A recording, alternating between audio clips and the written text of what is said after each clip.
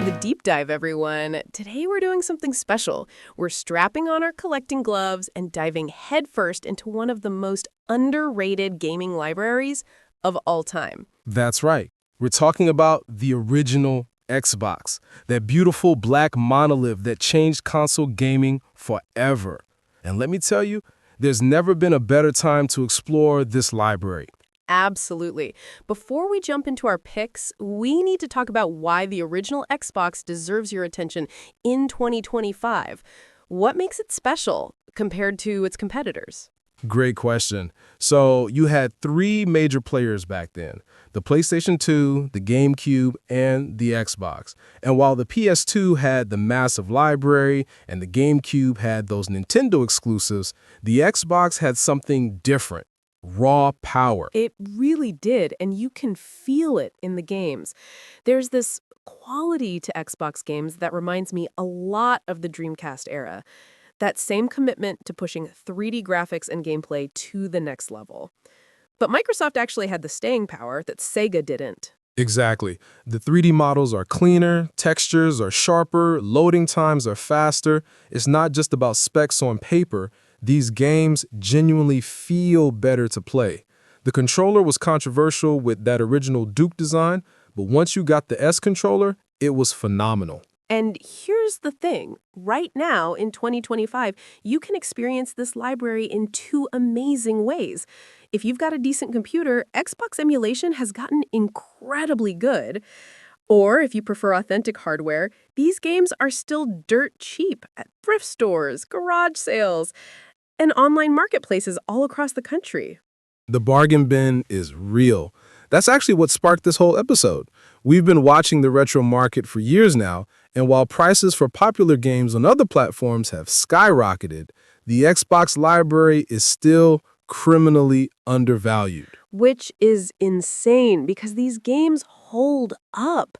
The Xbox was built for the HD era before HD was even standard. So when you play these games today, they don't feel as dated as their PS2 counterparts. The widescreen support, the progressive scan, the Dolby Digital sound, it was all there. So, our mission today is simple but crucial. We're giving you 9 hidden gems that you can still find for around $20 or less. Games that should have been huge hits, but got overlooked for various reasons. Bad marketing, weird release windows, terrible box art. Oh, the box art. We're definitely going to talk about some truly awful box art today. And here's the best part. We're not just giving you a list. We're going deep on each game, sharing tips, tricks, and strategies that'll help you actually master these titles. This isn't just about collecting, it's about playing and appreciating what makes these games special. And stick around to the very end because we've got a bonus 10th pick that's going to surprise absolutely nobody, but we're going to explain exactly why it deserves its legendary status. All right, let's dive in. But we're mixing up the order, keeping you on your toes. We're not going chronologically or alphabetically. We're structuring this based on gameplay variety, taking you on a journey through different genres and experiences. We're starting big, bold, and ambitious. Let's talk about Kingdom Under Fire, the Crusaders, because this game is unlike anything else that was on consoles at the time. This is the definition of a genre-blending masterpiece. Imagine taking a real-time strategy game, Command and Conquer, StarCraft, that top-down tactical stuff, and smashing it together with Dynasty Warriors' massive battlefield chaos. Then layering deep RPG progression on top of everything. And somehow, some way, it actually works. This was an Xbox exclusive that really showcased what the console could do. The scale is massive. We're talking hundreds of units on screen at once, and the frame rate holds up. So let's break down how this actually plays, because it's genuinely unique. You're operating on 2 levels simultaneously.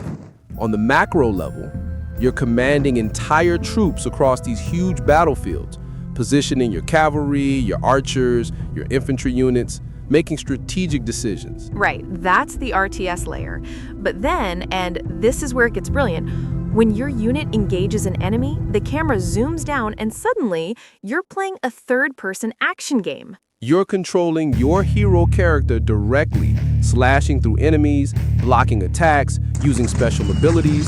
Your personal skill in combat directly affects whether your unit wins that engagement. It's like being a chess grandmaster and a Street Fighter champion at the same time. And the RPG elements tie it all together. You've got two distinct campaigns, Humans and the Dark Legion, each with unique heroes, units, and storylines. Now, let's get into some real tips for succeeding in this game, because it can be overwhelming at first. First and most important, always equip your leaders and troops with the best gear available. Don't just hoard equipment, use it. And understand the barracks system. This is crucial. You can change troop jobs and train them here. If you need to sell unwanted equipment, select the troop, go to equipment, select the item, then press left twice. That's not immediately obvious. Energy management is key. Pay attention to equipment special effects. HP recovery, SP earned, XP earned, auto block rate. These can make or break difficult encounters. Here's a really important technical tip. The game doesn't auto-save when you just upgrade officers. You need to manually use Save Game from the main menu, or you'll lose your progress. I learned that the hard way. Let's talk unit strategy. Cavalry is your mobility powerhouse. They're not slowed down by rivers, which makes them perfect for rapid assaults and taking out vulnerable archer units. The river crossing missions are notorious, right? Use that cavalry advantage. Lock down enemy archers while your own archers provide support. Or, and this is a pro move, navigate to the top or edge of the map to avoid the river entirely. For the Junksburg mission, when you're facing those Encabloso forces, use spearmen as your tank. They can hold off the main force while you retreat to safe zones.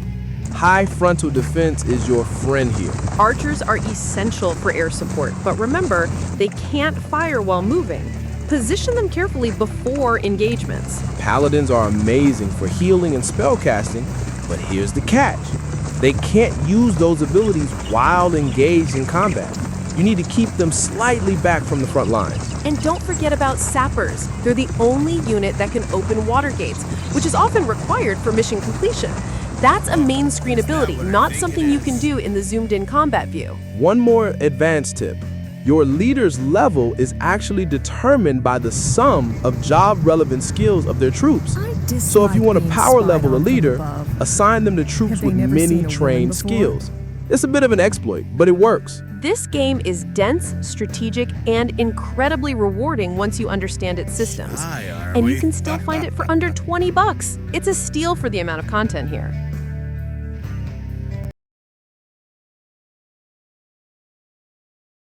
All right, from medieval warfare to modern psionic warfare, let's talk about Psi-Ops, the Mind Gate Conspiracy, one of the most creative action games on the original Xbox.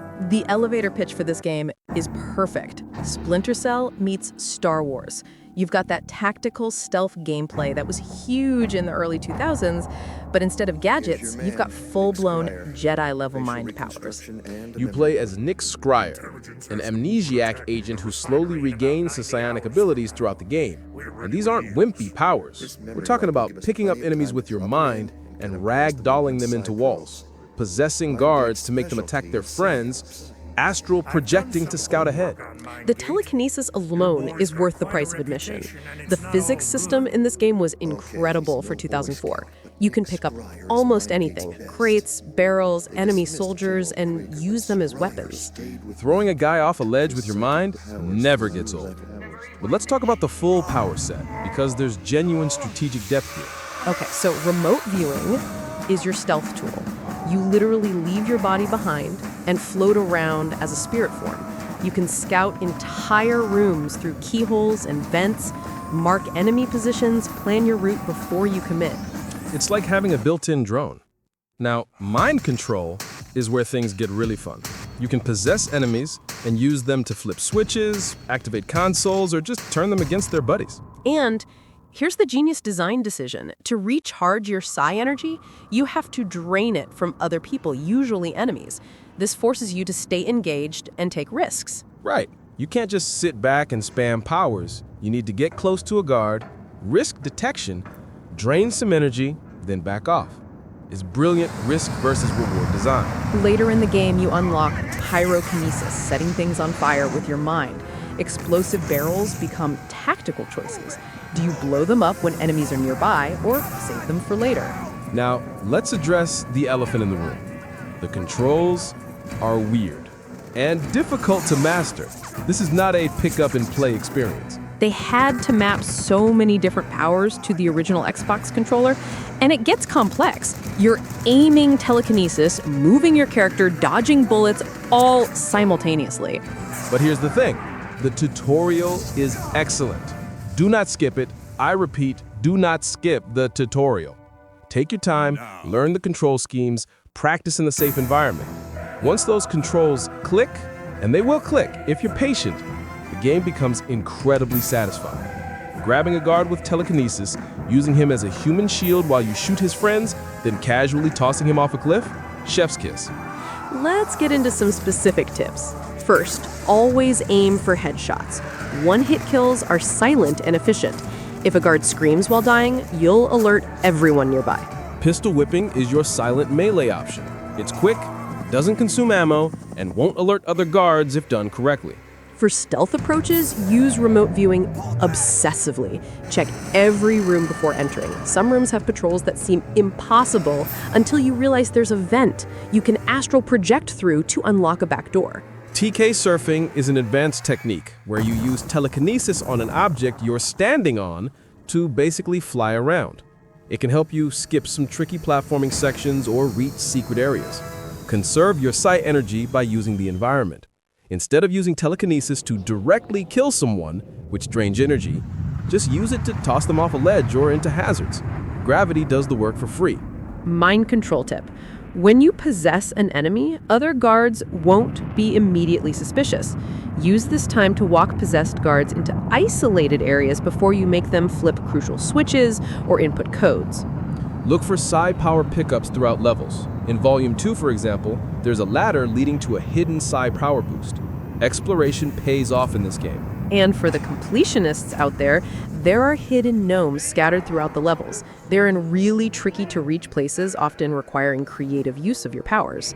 The later levels, when you have the full power set, pyrokinesis, upgraded telekinesis, mind control all maxed out, you feel like an absolute god. The difficulty ramps up to match, but you've got tools for every situation. One more thing, projectile timing. You can use telekinesis to catch and redirect enemy projectiles, including grenades. It's hard to pull off, but incredibly satisfying when you send a grenade right back to the guy who threw it. Psi-Ops was one of those games that demanded patience from players, which probably hurt its mainstream success. But if you're willing to climb that learning curve, you get one of the most unique and satisfying action games of that generation. Welcome to the movement, gentlemen. I am the general. You are my recruits. Your life now belongs to me.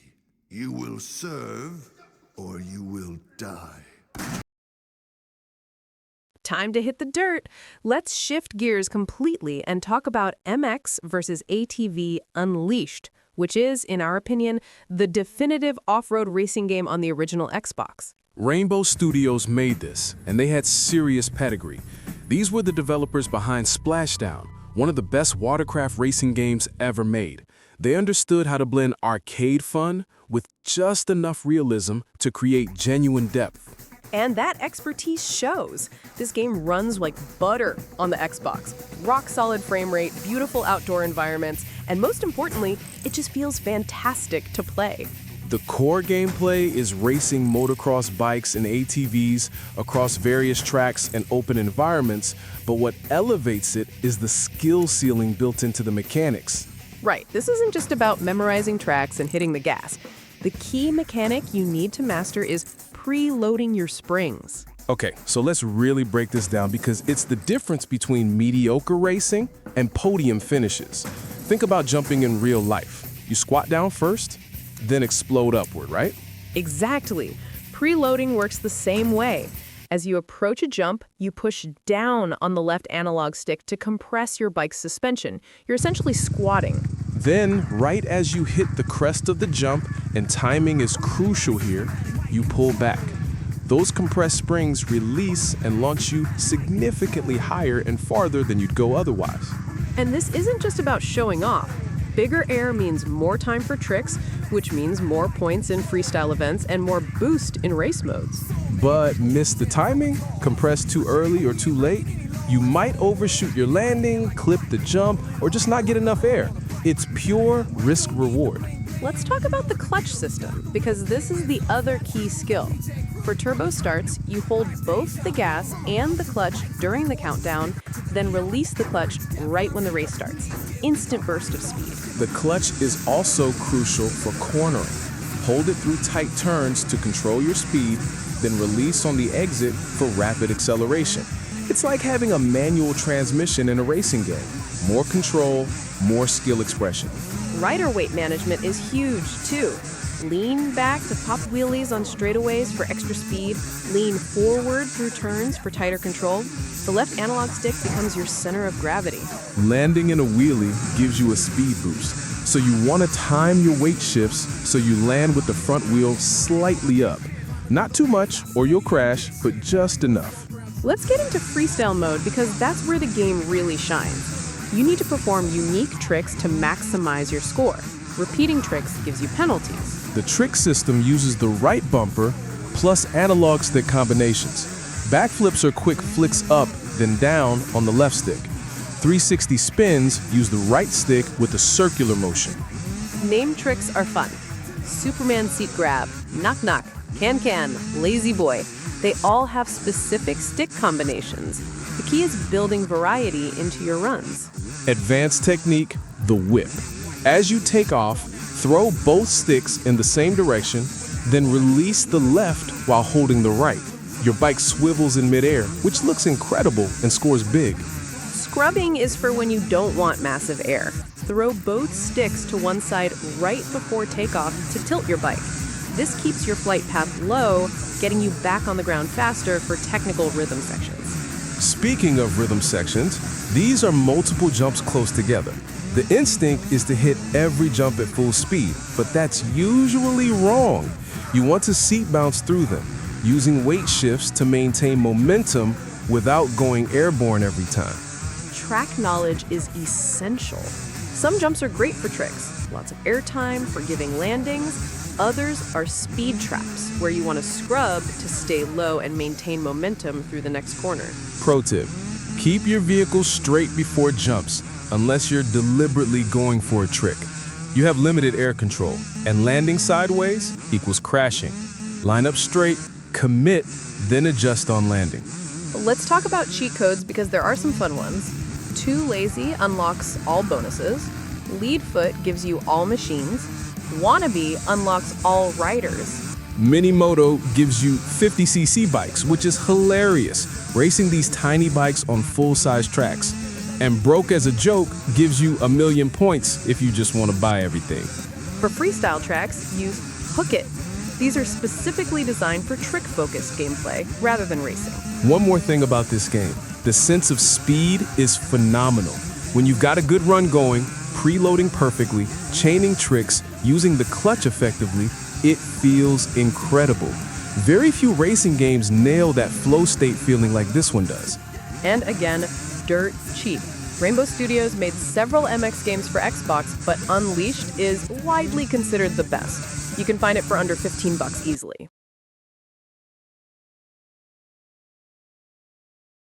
From dirt bikes to robots, let's talk about Metal Arm's Glitch in the System, which might be the most criminally underrated third-person action platformer on the original Xbox. The comparison that immediately comes up is Ratchet & Clank, and that's actually really accurate. This has that same blend of tight shooting, platforming, creative weapons, and genuine humor. You play as Glitch, this little robot on a junkyard planet who gets caught up in a rebellion against oppressive forces. The production values are AAA all the way. Gorgeous graphics for the era, excellent writing, and just incredibly polished gameplay. The writing is legitimately funny. The character banter, the world building through dialogue, it's all top-notch. This doesn't feel like a budget title at all. And things blow up real good. The explosions, the physics, the destruction, it's all satisfying. You've got this huge arsenal of creative weapons, and each one feels distinct and useful.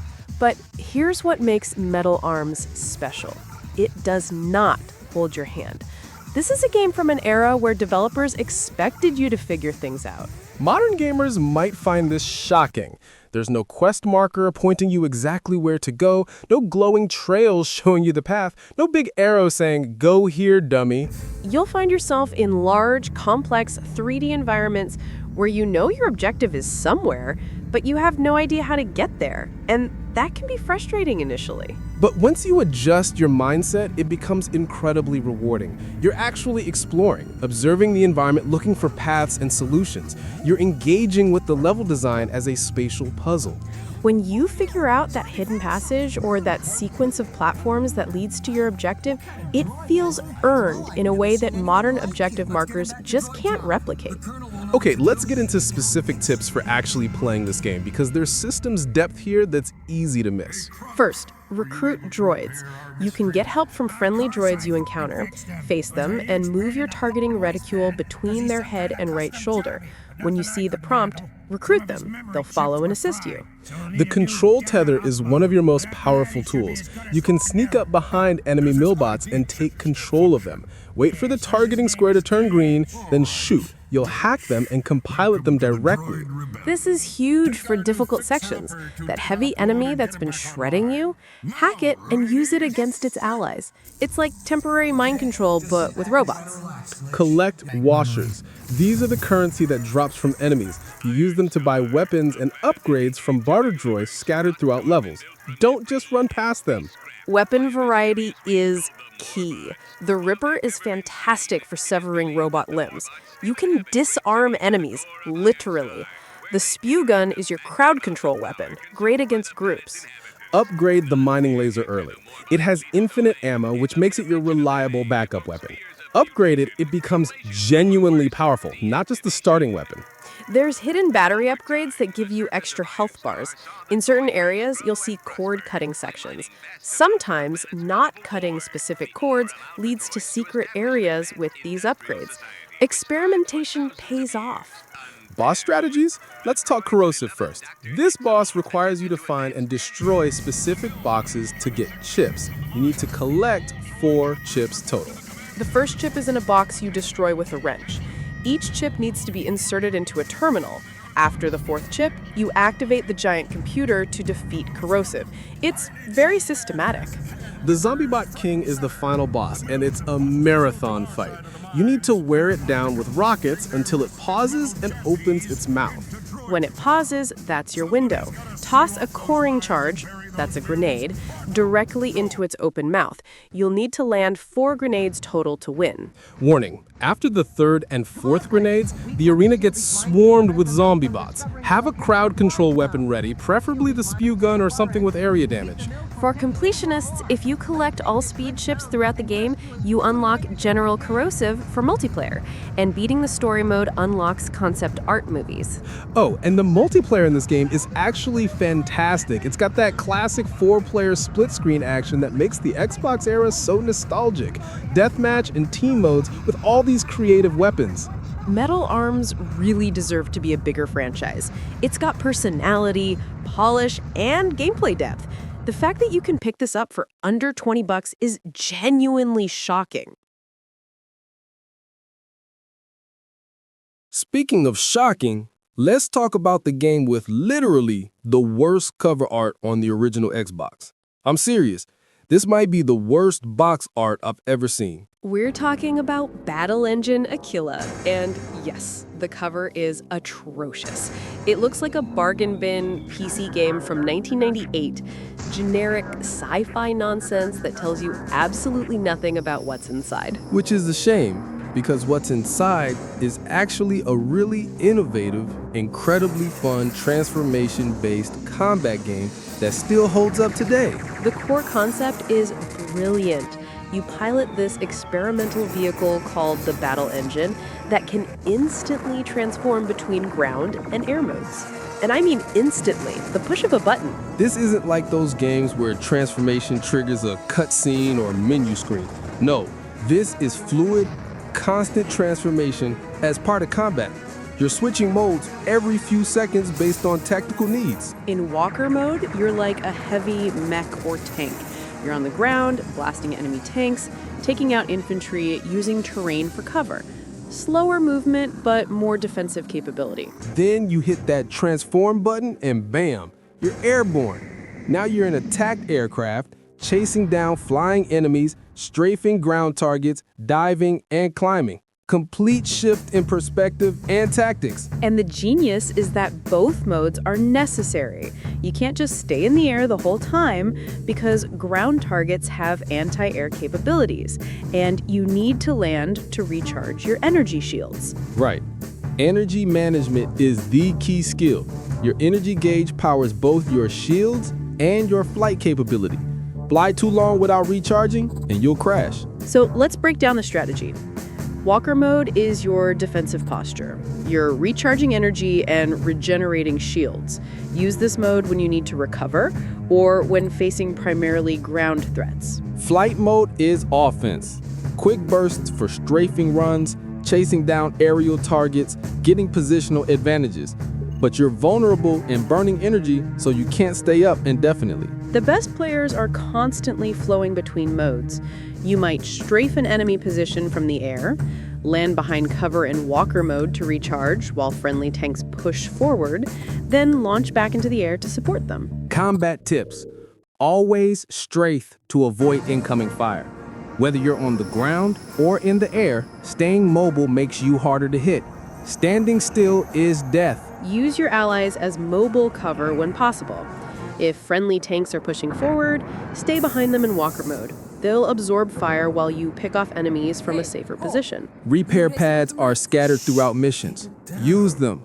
Landing on a repair pad instantly restores your health and rearms your weapons. They're usually positioned at strategic points between major objectives. Mission structure is important. Yellow dots on your scanner mark objectives.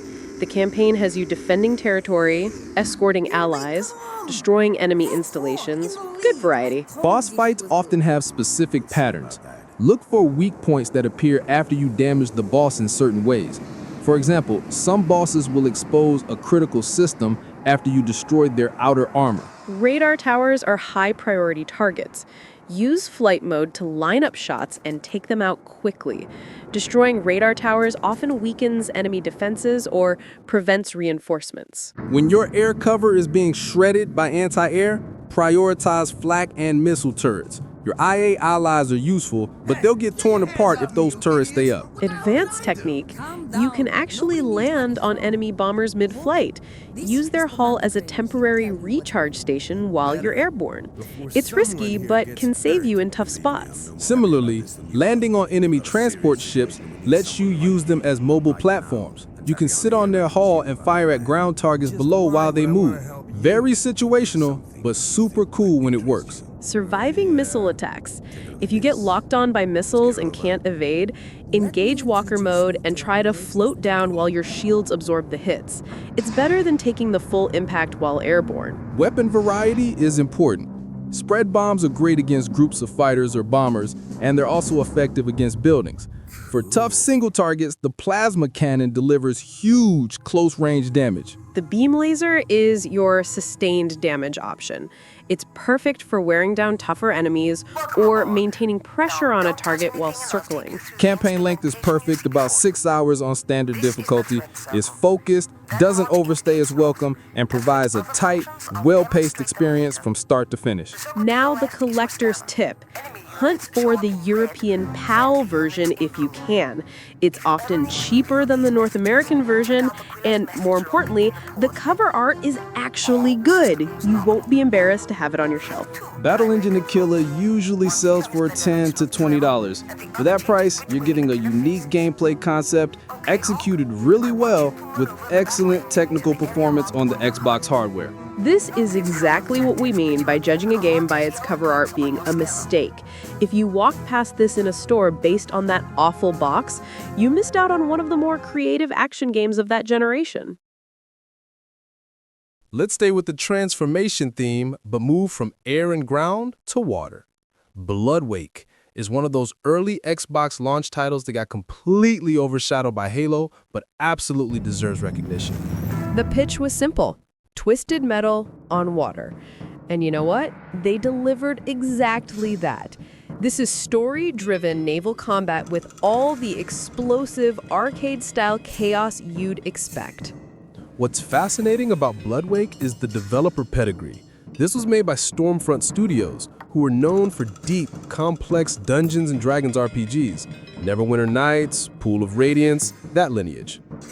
So what happens when an RPG-focused studio makes a boat combat game? You get surprisingly robust mission structure, actual narrative depth, and most importantly, incredibly polished water physics. The water effects in this game were stunning in 2001, and they still look pretty good today.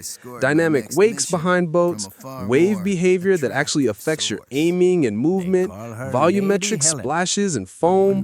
This was early Xbox showing what the hardware could do. The boats don't just glide over flat textures, they respond to the water. They rock, they list side to side, waves affect your trajectory. And this isn't just visual flair. The physics simulation is core to gameplay. Your aiming is constantly being affected by wave motion. You need to compensate for the ocean's movement when lining up shots. The campaign takes you to different locations: pirate-infested waters, military engagements, escort missions, defense scenarios. You're piloting various watercraft, each with different handling and weapon loadouts. Let's talk practical tips for actually playing this. First and most important, use your compass and map constantly. Orange circles on your compass mark checkpoints and objectives. Arrow indicators appear when objectives are out of range, pointing you in the right direction. Don't just drive around randomly.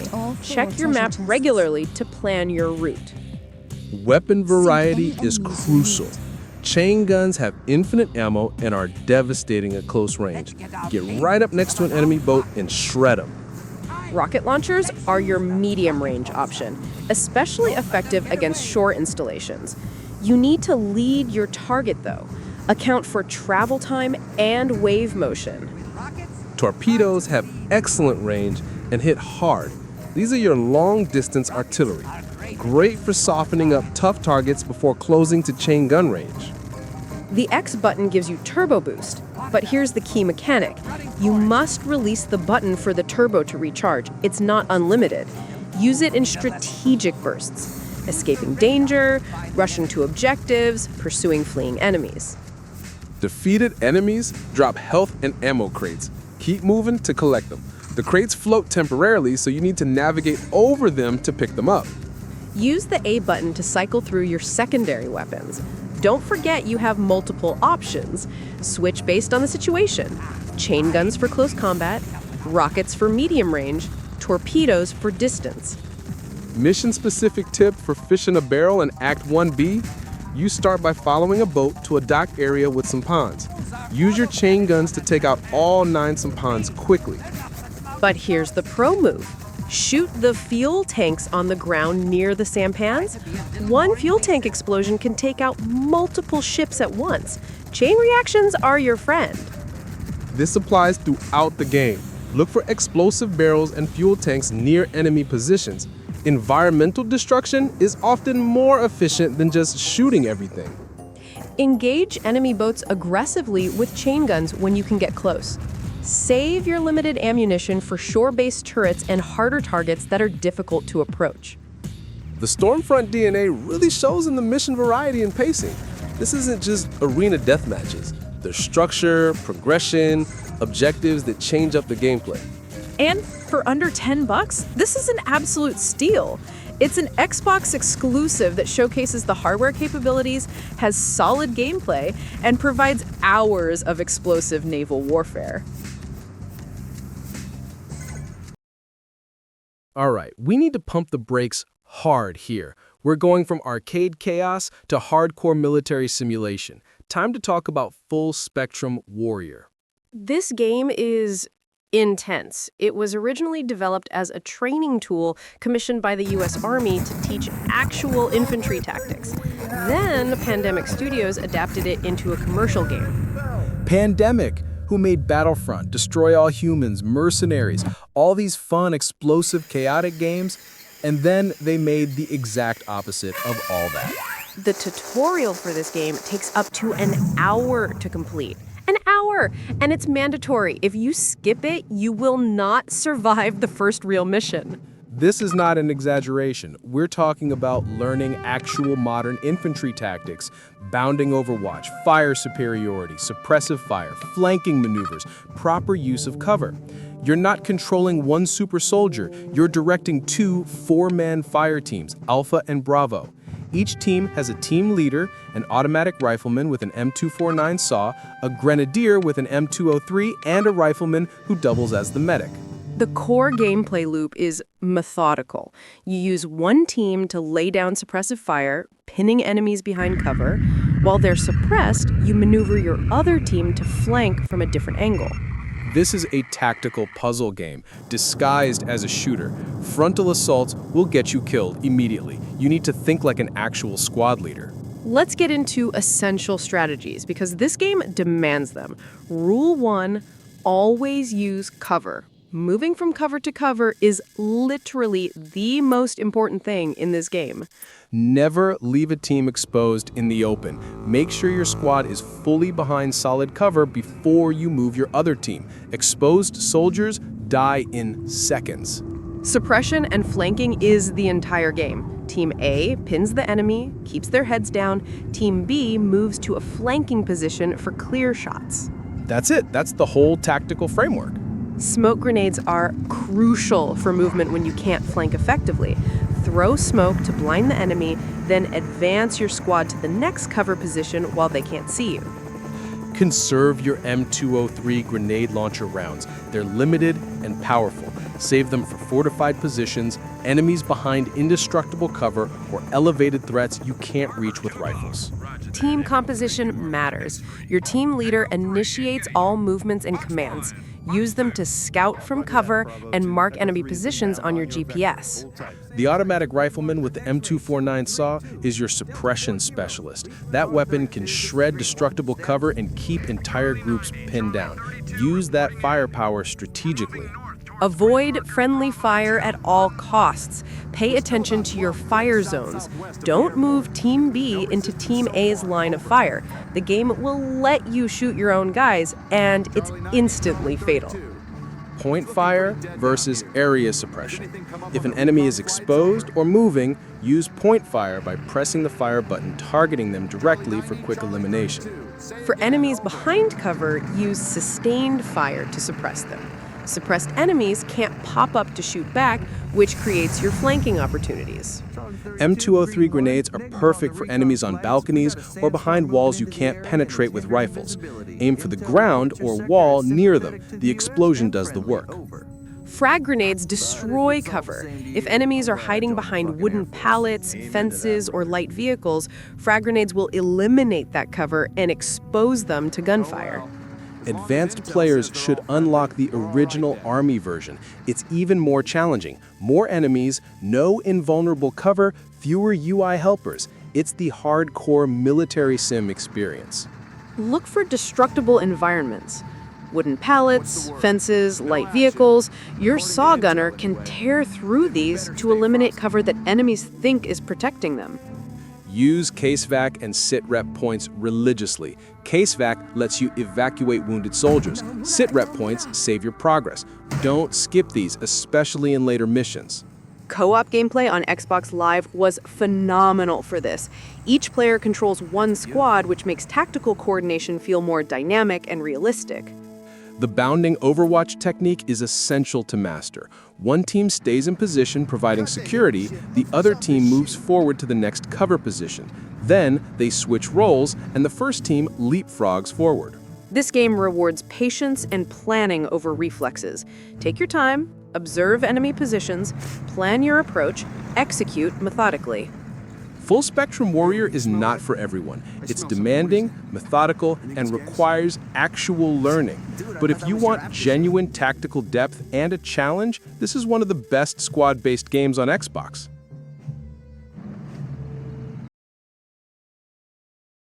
Okay, if that hour-long tutorial stressed you out, time for the complete opposite experience.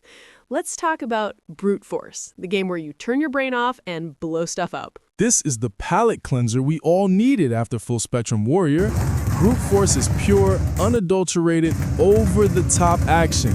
You've got 4 squad members who are basically walking action movie stereotypes, and that's perfect. You've got Tex, the heavy weapons guy, who is literally a crocodile alien with a machine gun and thermal vision.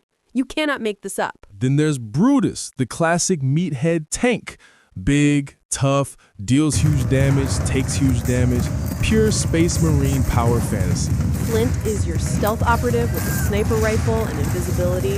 She's the scout, the precision character. And Hawk rounds out the team with balanced abilities.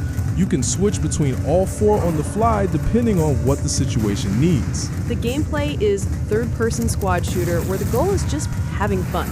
You're handling various missions, hostage rescue, stopping terrorists, quashing rebellions, but it's all an excuse for cooperative chaos. Let's talk tips and tricks. First up, cheat codes, because sometimes you just want to mess around. Dead Aim gives you better accuracy. Rapid Fire does exactly what it says. HVMTL activates cartoon mode, which is hilarious. Aaron Roberts boosts your defense. Spragnet makes the AI stupid if you just want to dominate. These cheats are here to enhance the fun factor. Squad commands are accessed by holding the D-pad. You can order teammates to stand ground, fire at will, provide cover, or move to specific locations. Use these in tougher fights. Utilize the environment. Flammable barrels are everywhere. Shoot them when enemies are nearby for massive explosions and multi-kills. Take cover behind objects and use the map constantly. It shows ally positions, enemy locations, and objectives. Stay aware of your surroundings. For 100% completion on missions, you need to complete all primary and secondary objectives, kill every enemy, and not lose any squad members. It's challenging on brutal difficulty. DNA canisters are hidden throughout levels and unlock character models for multiplayer. Finding all of them is the completionist challenge. Cowboy hats are the ultimate secret. There's a hidden cowboy hat on every level, but only after beating the game on brutal difficulty. They're in ridiculous places. Mission-specific tips. In Mission 1 with the Red Hand terrorists, you can funnel them around corners and pick them off, or use those flammable barrels near the cliff for easy multi-kills. Mission 3 has a cowboy hat on a hut roof after crossing the sludge pipe. Mission 17 has one on top of the temple near the DNA canister. Mission 18 strategy. Use stealth with Flint to take out Shrikes along side paths. Find and destroy the mini shield generators. Use the console to open gates and eventually call down a meteor on the Hunter Lord when it goes to recharge. The multiplayer in this game is fantastic couch co-op. 4 players, split-screen chaos, unlockable characters. It's pure early 2000s Xbox multiplayer goodness. Brute Force is the game you play when you want to feel powerful, blow stuff up, and not think too hard. It's well made for what it is. A big, dumb, fun action romp. And it's dirt cheap, under $15 usually. For that price, you get a solid co-op experience with personality and polish. Time to hit maximum velocity. Let's talk about quantum redshift, Microsoft's answer to Wipeout, and a technical showcase for what the Xbox could do. This game was explicitly designed to show off the Xbox hardware. And the reason it turned out so well? Microsoft literally hired developers who worked on the original Wipeout series on PlayStation. When you import the talent that created the genre-defining game, you're going to get a rock-solid product. Quantum Redshift is futuristic anti-gravity racing at its finest. The sense of speed in this game is phenomenal. These hovercraft are moving at ridiculous velocities, and the Xbox hardware keeps everything smooth and responsive. Crisp graphics, fantastic lighting effects, and most importantly, tight controls. When you're moving at thousands of miles per hour, you need precise, responsive handling, and this game delivers. The gameplay loop is exactly what you'd expect, but executed brilliantly. You're racing on complex, futuristic tracks, collecting power-ups, using weapons against opponents. Power-ups come in 3 types. Blue gives you semi-powerful missiles, press X to fire. Yellow activates a temporary shield, press Y. Red fires homing missiles, press B. Occasionally, you'll find mega-ups, which combine all 3 power-ups into one devastating package. These can turn the tide of a race instantly. Upgrade your ship between races. Earn money from finishing positions and buy upgrades for boosts, weapons, and shields. These permanent improvements are essential for higher difficulties. Master power slides around tight corners to maintain speed. This is the key racing skill. You want to take corners as fast as possible without scraping walls or losing control. Watch for opponents' weapons. When you're being targeted, use your shield. The game telegraphs incoming attacks, so pay attention and defend yourself. Every track has shortcuts. Some are obvious, but others are hidden.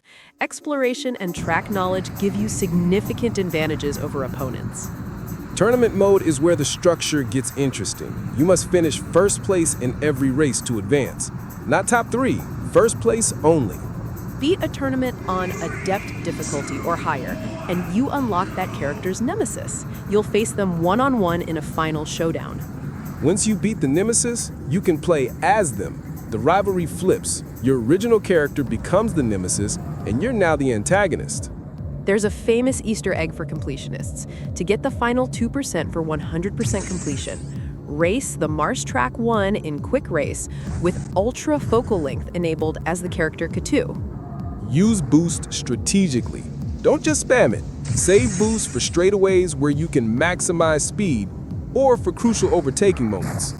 Weapon timing is important too. Don't fire missiles immediately after picking them up. Wait for clear shots or use them defensively to force opponents off the racing line. Shield management is crucial on higher difficulties. Don't waste shields when you're not under attack. Save them for when you actually need protection. Learn each ship's handling characteristics. Some are faster but harder to control. Others are more defensive with better shields. Match your ship to your playstyle. The sound design in this game is incredible. The Dolby Digital audio really shines. Engine sounds, weapon effects, the Doppler effect as you pass opponents at high speed. Quantum Redshift is an Xbox exclusive that deserves way more recognition. It's technically impressive, plays fantastically, and you can find it for under $20. The fact that it lacks the brand recognition of Wipeout is the only reason it's still affordable. For anyone who loves futuristic racing games, this is essential. All right, we've covered our 9 hidden gems, but we promised you a bonus 10th pick. And look, we know this isn't a hidden gem. Everyone knows this game. But we need to talk about why Halo Combat Evolved is still phenomenal in 2025. Halo is the game that sold the Xbox. It's the killer app that made Microsoft a legitimate console player. And 2 decades later, it still holds up better than almost any shooter from that era. Let's talk about what Bungie got right that still feels modern. First, the control scheme. Halo pioneered the modern console FPS controls, left stick moves, right stick aims, triggers shoot and throw grenades. This sounds obvious now, but in 2001, this was revolutionary. Most console shooters before Halo had clunky, awkward controls. Bungie figured out the perfect mapping. The 2-weapon system was genius. You can only carry 2 guns at once, which creates constant decision-making. Do you keep the assault rifle for close range, swap it for a sniper rifle? What about that rocket launcher? This forced variety into gameplay. You couldn't just find the best gun and stick with it forever. You're constantly adapting your loadout based on the situation and ammo availability. Regenerating shields over health packs was the other huge innovation. The tension of ducking behind cover, waiting for your shields to recharge while under fire, that became the standard for modern shooters. But you still have permanent health underneath the shields, so you can't just regenerate from everything. It's a perfect balance between old-school health management and modern regeneration. The AI in Halo was mind-blowing for 2001, and it's still impressive now. Covenant enemies flank you, retreat when hurt, work together tactically. They feel intelligent in a way that most shooter enemies still don't. Grumps panic when you kill their elite leaders. Elites coordinate squad tactics. Hunters work in pairs. Each enemy type has distinct behavior patterns that make combat feel dynamic and unpredictable. Vehicle combat was seamlessly integrated. The Warthog sections, the tank levels, even hijacking G-Speaker hovercraft. Vehicles feel natural, not tacked on. And the sandbox approach to combat gives you freedom. Most encounters can be solved multiple ways. Stealth around and snipe, go loud with the assault rifle, hijack a vehicle and use it against them. Level design is still brilliant. The outdoor environments were massive for that era. The second level, Halo itself, that first moment seeing the ring stretch above you in the sky, iconic. But Bungie also knew when to constrain the action. The library is famously repetitive, but levels like the Silent Cartographer perfectly balance open exploration with tight corridor combat. The story hits too. Master Chief isn't some chatty protagonist, he's stoic, efficient. Cortana provides personality and exposition. The mystery of the Halo installation unfolds beautifully. That twist when you learn what the Halos actually do, when the Flood appears, it completely changes the tone of the game halfway through. Suddenly you're fighting a horror survival threat, not just aliens. Let's talk multiplayer because this was massive. 4-player split screen was standard, but you could also do System Link, connect multiple Xboxes for 16-player matches.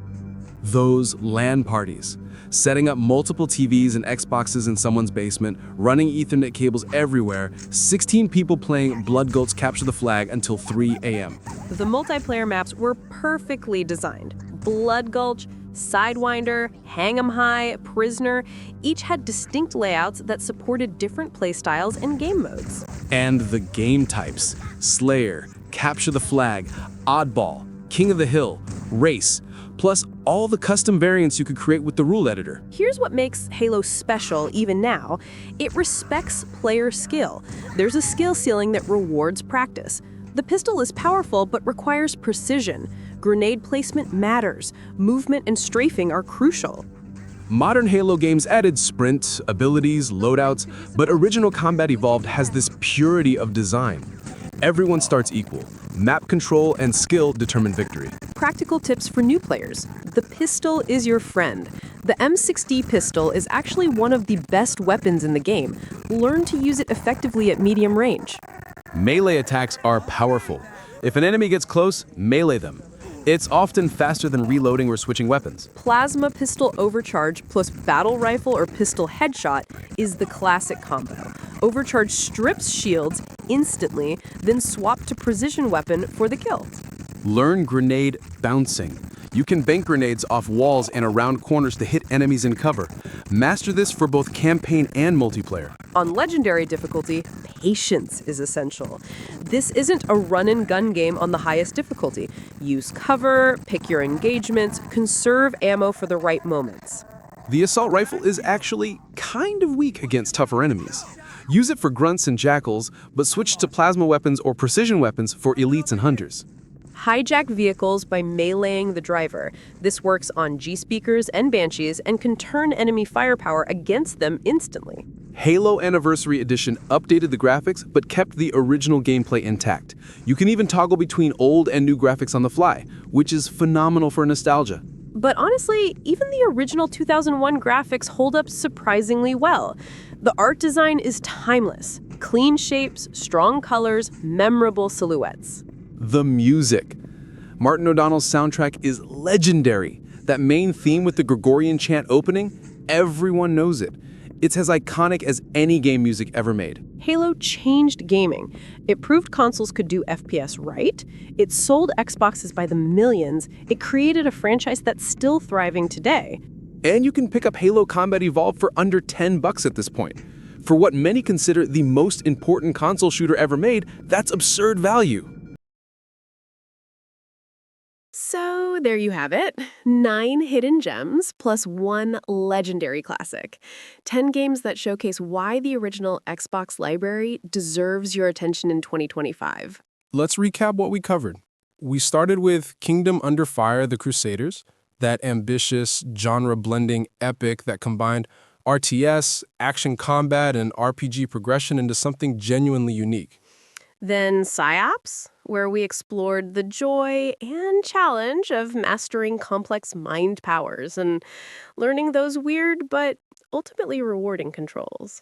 MX vs. ATV Unleashed taught us about skill-based racing with spring preloading and clutch control, Rainbow Studios showing their mastery of the genre. Metal Arms proved that sometimes the best games are the ones that don't hold your hand, forcing you to actually explore and think. Battle Engine Aquila showed us never to judge a game by its atrocious cover art, delivering fluid transformation combat that still impresses. Bloodwake brought Twisted Metal to the ocean with phenomenal water physics and that unexpected Stormfront Studios depth. Quantum Redshift showcased the Xbox's raw power with blistering futuristic racing that rivals its PlayStation inspiration. And Halo? Well, Halo is still Halo. Still brilliant, still influential, still incredibly fun to play. The core message here is that the original Xbox library is seriously undervalued right now. You can build an amazing collection for cheap while prices are still low. Whether you're emulating on PC or collecting physical copies, there's never been a better time to explore this generation. The games look great, play great, and hold up remarkably well. And this is just scratching the surface. We focused on hidden gems under $20, but there's so much more to discover in this library. That's actually the challenge we're leaving you with. What other overlooked Xbox classics deserve recognition? What games are flying under the radar right now that could be the next hidden gem discovery? Maybe it's another genre hybrid like Kingdom Under Fire. Maybe it's a technical showcase like Quantum Redshift. Maybe it's something with terrible box art hiding a great game like Battle Engine Aquila. Keep exploring. Keep digging through those bargain bins. Keep checking online marketplaces. The Xbox library is deep, and there are treasures waiting to be rediscovered. Huge thanks to the retro gaming community out there keeping these games alive. The collectors, the speedrunners, the modders, the preservationists, you're all doing essential work. If you enjoyed this deep dive, let us know what you want us to cover next. More Xbox hidden gems, other undervalued consoles, specific genres. And seriously, go play some of these games. Don't just collect them, experience them. These developers poured their hearts into these titles, and they deserve to be played. Until next time, happy hunting, happy gaming, and remember, the best games aren't always the most expensive ones. That's it for this episode of The Deep Dive. Thanks for joining us on this journey through original Xbox history. Please don't forget to like our content and follow us. See you all next time.